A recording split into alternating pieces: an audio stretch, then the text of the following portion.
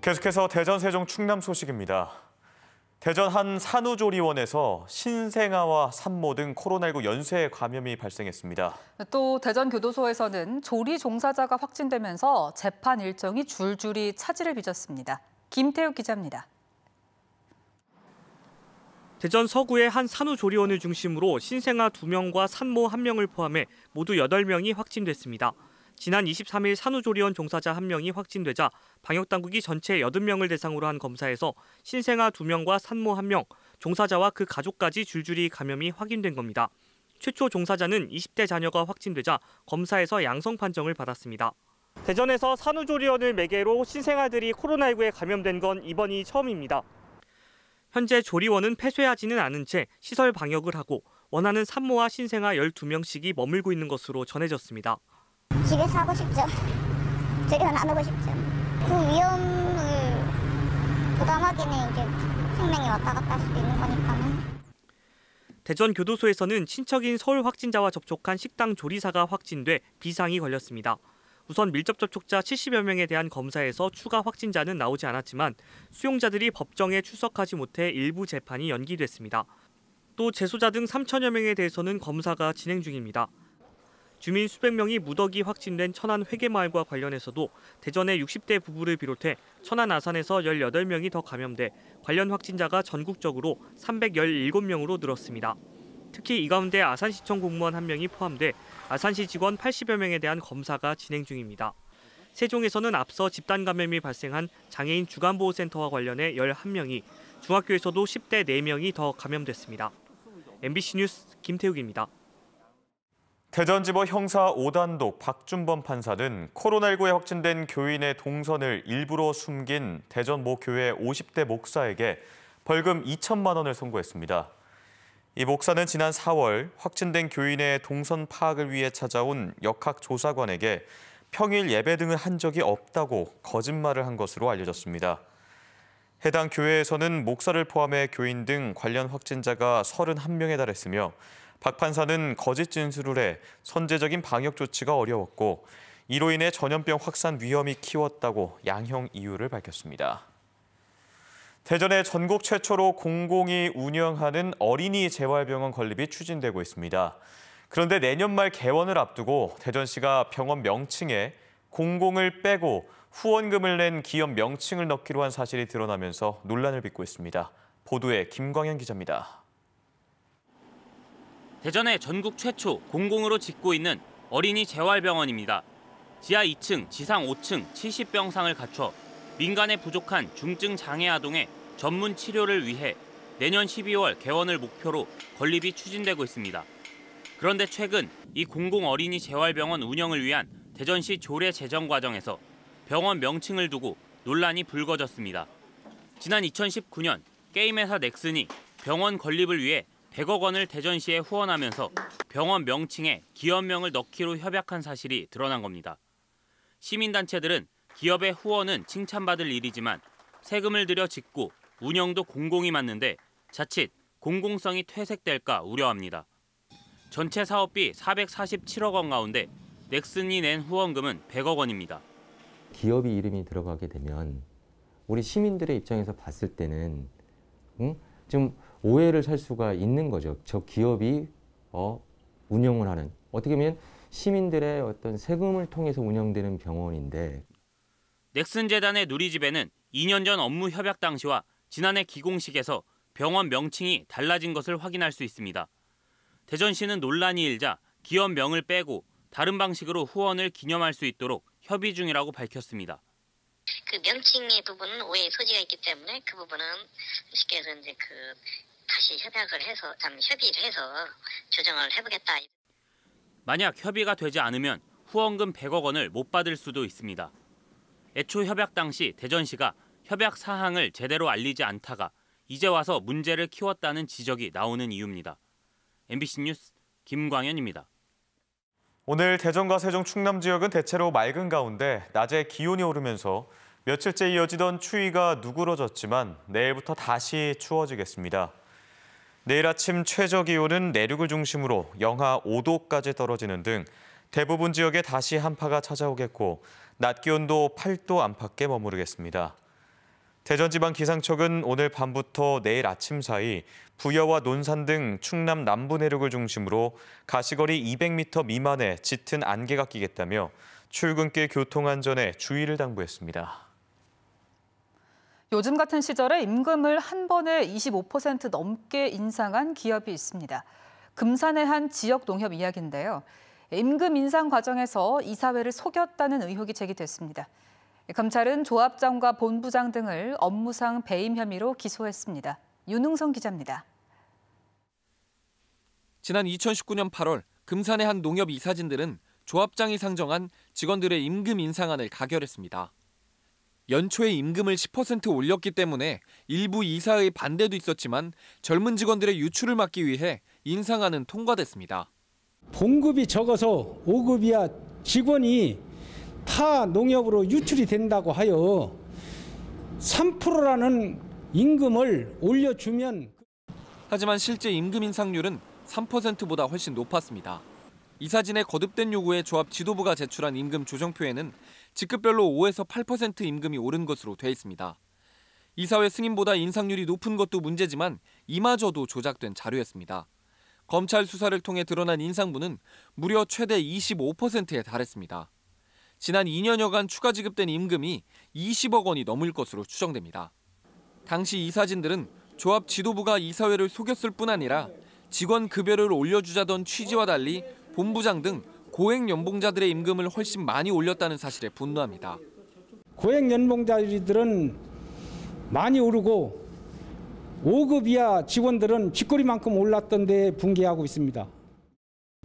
이에 대해 당시 조합장과 본부장은 임금의 3% 상승이 아니라 판관비, 즉 전체 판매 관리 비용을 기준으로 3% 인상을 이야기했던 것이라며 대화 과정에 오해가 있었다고 해명했습니다.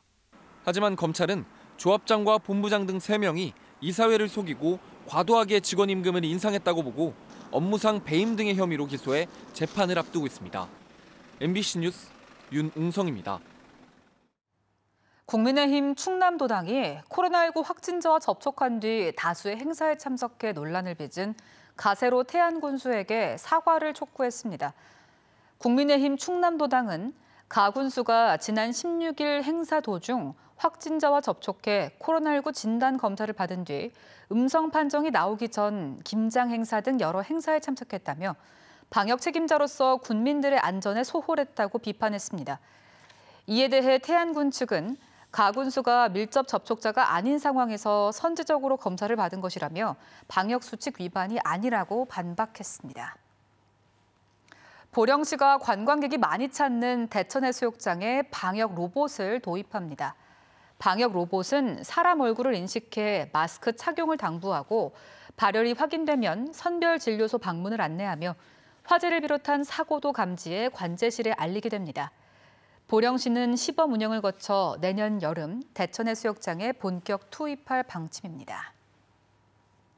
교육기획 두 번째 순서, 오늘은 수능이 끝난 고3 교실에 대한 뉴스입니다. 대학 입시 전형이 다르다 보니 고3의 경우 수업이 파행 운영되는 경우가 많은데 마치 관행처럼 해마다 되풀이되고 있죠. 수업 공백을 없앨 수 있는 해법은 없는지 조형찬 기자가 취재했습니다. 수시 1차 합격한 수험생이 면접 고사를 준비하고 있습니다. 충남교육청의 진로진학 상담센터에서 마련한 모의 면접 프로그램입니다. 제가 푼 과정을 논리적으로 설명하는 데 어려움이 있었는데 이 과정에서 피드백을 자세히 해주시고 수능 이후 아르바이트를 하는 학생들이 많다는 점을 감안해 학생 스스로 인권 침해 상황에서 대처할 수 있도록 노동 인권 교육을 강화하기도 합니다. 어떻게 해야 나의 권리를 제대로 찾고 행복하게 아르바이트 생활을 할 수 있는지에 대해서 오늘 일선 학교와 지역 교육청들이 다양한 맞춤형 프로그램을 마련하고는 있지만 한계가 있습니다. 수능이 끝난 고3 수험생 교실. 학생들이 자리에 앉아는 있지만 자기소개서 작성과 면접 준비부터 책과 잡지를 읽거나 컴퓨터를 하는 학생들까지 다양합니다. 수업은 안 하죠, 당연히. 나가지만 말라 이렇게 하고 자유롭게 풀어놓은 생각입니다. 국어 시간, 수학 시간 이럴 때는 뭐예요? 이러고 있는 거지. 지금 아마 국어 시간일 수도 있어요. 또 다른 고3 교실은 정규 수업 시간인데도 절반 정도는 비어 있습니다. 마치 쉬는 시간처럼 자유로운 분위기인데 게임을 하는 학생들도 눈에 띕니다. 할 게 없어요. 교실이 PC방이에요. 교실이 PC방이요? 네. 그냥 노트북, 휴대폰만 하고 있어요. 특히 일찌감치 수시에 합격했거나 수능과 내신 성적이 필요 없게 된 정시 응시생들이 뒤섞여 고3 교실은 매년 파행이 반복되고 있습니다. 학교 측은 감염병 확산과도 맞물려 연간 15일이던 교회 체험과 가정학습 기간을 5, 60일로 늘리는 고육책까지 쓰고 있습니다. 혼자 공부하고 싶은데 학교에서 나오라고 하고 그런데 가정학습이라는 제도가 있네, 체험학습도 쓸 수가 있네. 그러면 의도적으로 그걸 쓰는 학생들이 있는 거죠. 일선학교와 교육계에서는 수능일을 2, 3주가량 늦추고 대입 전형 단순화와 수능 최저 학력 유지 등으로 학사 운영 차질을 최소화해야 한다고 주장합니다. 대학 입시가 너무 복잡하잖아요. 그래서 내신, 수능, 실기 이렇게 한 3가지 정도 전형으로 단순화를 해야만 12월에 수능을 실시할 수 있고 수능 이후 교육과정 파행 운영을 어느 정도 막을 수 있다고 생각합니다. 내년이면 대학 수학능력시험 도입 30년. 정상적인 학사 운영을 위해 입시제도 개선에 대한 목소리가 커지고 있습니다. MBC 뉴스 조형찬입니다. 전국 공무원 노조 대전 충남 세종 소방지부는 지난 9월 직장 내 갑질 피해를 호소한 뒤 극단적인 선택을 한 대전 소방본부 소방관 사망 사건과 관련해 진상 규명과 책임자 처벌을 촉구했습니다. 소방노조는 기자회견을 열고 전 직장협의회장이었던 고인은 소방본부와 인사권자의 조직적인 범죄 행위에 대해 숨졌다며 진상조사를 통해 밝혀야 한다고 주장했습니다. 이에 대해 대전시는 직장협의회 운영에 개입한 사실이 없으며 소방본부가 순직 처리를 위한 사망 경위서 작성을 거부했다는 주장에 대해서는 경찰 수사가 나오는 대로 후속 절차를 진행할 예정이라고 밝혔습니다. 대학생 시절 전두환 등 군부 독재를 비판했다는 이유로 징역형을 받았던 목회자에 대한 재심에서 검찰이 무죄를 구형했습니다. 대전지검은 대전지법 형사 8단독 차주희 부장판사 심리로 열린 김규복 목사의 계엄법 등 위반죄 재심 공판에서 피고인에게 무죄를 선고해달라고 요청했습니다. 군부 독재 저항 학생 운동에 앞장선 김 목사는 지난 1980년 6월 반정부 도심 시위 개최를 논의하는 집회를 했다는 이유 등으로 징역 3년에 집행유예 5년을 받았으며 재심 선고는 다음 달 이뤄질 예정입니다. 천안시가 그동안 알려지지 않아 서훈을 받지 못한 독립운동가 400여 명을 새로 찾았습니다. 천안시는 천안의 숨은 독립운동가 발굴, 연구 용역 최종 보고회에서 만세운동, 국채보상운동, 군 자금 모집 등 다양한 분야에서 독립운동을 이끈 지역의 독립운동가 455명을 소개했습니다. 시는 이 가운데 심사 기준을 충족하는 195명의 재적부를 확인해 국가보훈처에 서훈을 신청할 계획입니다. 대전 사회복지공동모금회가 겨울철 취약계층의 난방비를 써달라며 5억 2천만 원을 대전시에 전달했습니다.